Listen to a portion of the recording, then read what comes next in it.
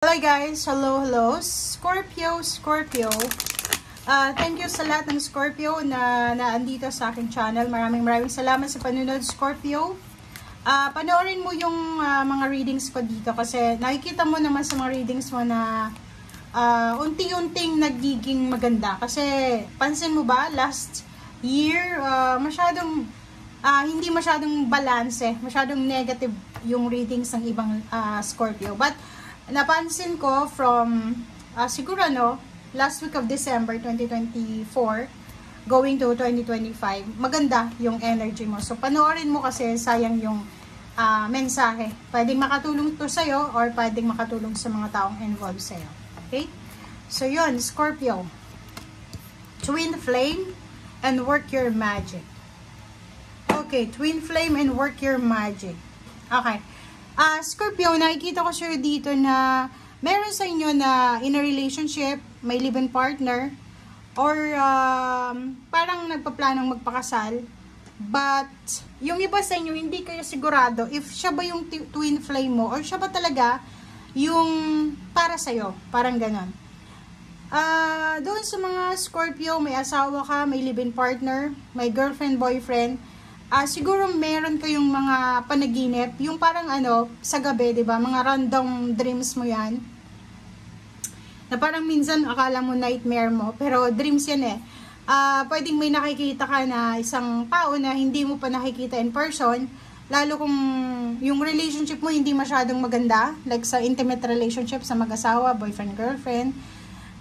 May iba sa inyo na nanaginip kayo ng ibang tao, like kung babae ka, lalaki yun, napapanaginipan mo, and then masaya ka sa panaginip mo, parang gano'n. So, ato yung twin flame, so parang sinasabi sa'yo na siguro naghahanap ka, meron kang hinahanap sa person mo na wala siya, parang gano'n. So, work your magic, Saint Germain. Sinasabi sa'yo ng barahan na to na trabahuhin mo daw, okay?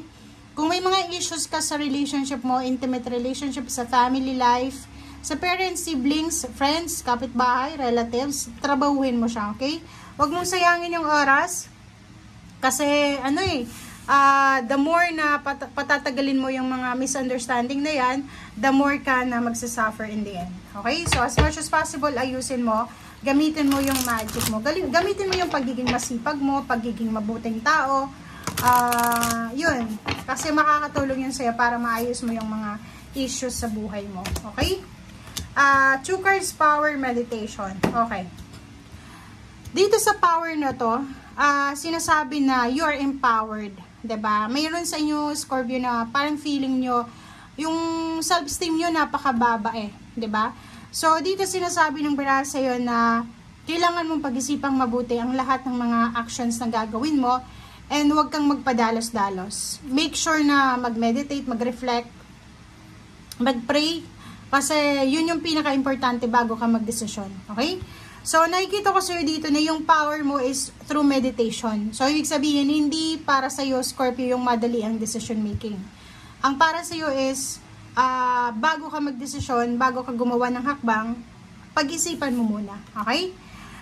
Nakikita ko sa'yo dito na may kailangan kang pag-isipan or may kailangan kang gawin. Parang ganon. So, kung halimbawa meron kang pinaplano sa buhay mo, Scorpio, travel, relocation, relationship, pagpapakasal, or anything, sinasabi sa'yo dito ng baraha mo na pag-isipang mabuti. Okay? Huwag tayong gagalaw ng hindi natin pinag-iisipan kasi pwede kang magsisi sa bandang huli. Okay, Scorpio.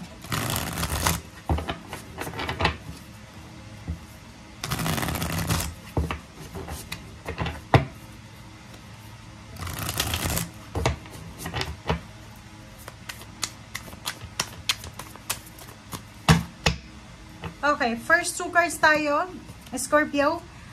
Justice and Nine of Discs. Wow! Okay, so yung Nine of Discs, yung Justice na to, kung tungkol to sa relationship or sa money, yung money muna, nakikita natin dito na may isa kang wini-wish, pinapangarap na trabaho. Okay?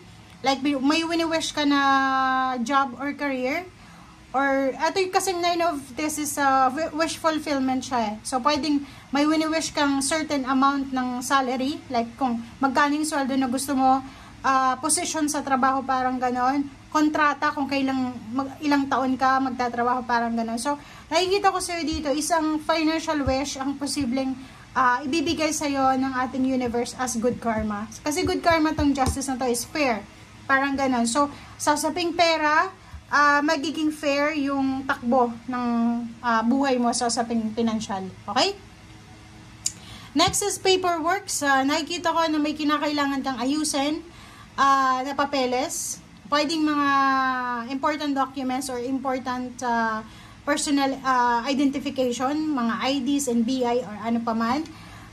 If ever lang na gusto mong pumunta ng abroad, sinasabi sir dito ng barahan na kung ano man tong inaasikaso mo sa ngayon, gumagastos ka, di ba? Kailangan mag-travel, kailangan magbayad, ganito, ganyan. Huwag kang masyadong ma-stress, okay? Kasi ibabalik din yan sa'yo. 9 of Discs, babalik. Okay? 8 of Discs, diba? So, kung makikita mo dito, Scorpio, sinasabi sa'yo dito na yung wini-wish mo dati na trabaho, wini-wish mo na ways or paraan para kumita ng pera, ay posibleng mapapasayo. Okay? And next natin is King of Cups. Yung King of Cups natin is about peace and harmony. So, since you're water sign din, kung makikita mo dito, sinasabi ng baraha mo na merong mga Scorpio na magkakaroon ng peace and harmony sa kanilang trabaho. Siguro dati yung trabaho mo sobrang magulo, siguro hindi ka nababayaran ng tama, or medyo unfair yung mga trato nila sa'yo. But ngayon, nakikita ko, especially this week, nakikita ko siya dito na makakatanggap ka ng fair treatment sa trabaho mo or sa skills na kung anong ginagawa mo sa ngayon. Okay, 4 of Cups, 3 of Wands, 10 of Swords, and 6 of Discs. Okay, so dito naman sa 4 of Cups, nakikita ko sa'yo dito na meron kang kailangan na let go. Or pwedeng meron kang kailangan na pag-isipan. Yung parang relationship ito, o pagkikipagkaibigan. For example, itong kaibigan na to, itong taong ito, worthy ba to sa oras ko? Worthy ba to na maging malapit ako sa kanya or ganito, ganyan. Parang ganun. So, sa intimate naman, mayroong mga live-in partner, girlfriend, boyfriend na parang ganun. Na parang iisipin mo na worthy ba itong pinapasok ko or pinasok kong relationship, parang ganun. 3 of Wands, ay, 3 of Wands, and then 10 of Swords, and then 6 of Discs. Itong 3 of Wands is posibleng hinihintay mo. Comment down below kung may hinihintay ka. It's either naghihintay ka ng offer, job offer, naghihintay ka ng tawag galing sa karelasyon, sa kaibigan, sa kapamilya, or posibleng yung iba sa inyo naghihintay kayo ng closure. Okay? Emotional closure or financial closure. So, nakikita ko, yung iba hindi maka-get over, hindi ka maka-move on, or pwedeng yung ex mo hindi maka-move on sa'yo. 6 of Discs, ang 6 of Discs na to is all about balance sa financial. So, nakikita ko na this week, magiging balanse yung usaping pera para sa'yo. So, kung marami kang pinoproblema sa salapi, sinasabi dito na may balance ang parating para sa'yo. So, pwedeng may magbabayad sa'yo ng utang mo, yun nga, may mag-offer ng tulong, or posibleng may magpapahiram sa'yo ng pera. Okay? Thank you guys for watching. At ay para sa lahat ng Scorpio, I hope Scorpio na makuha mo yung energy na to. Bye!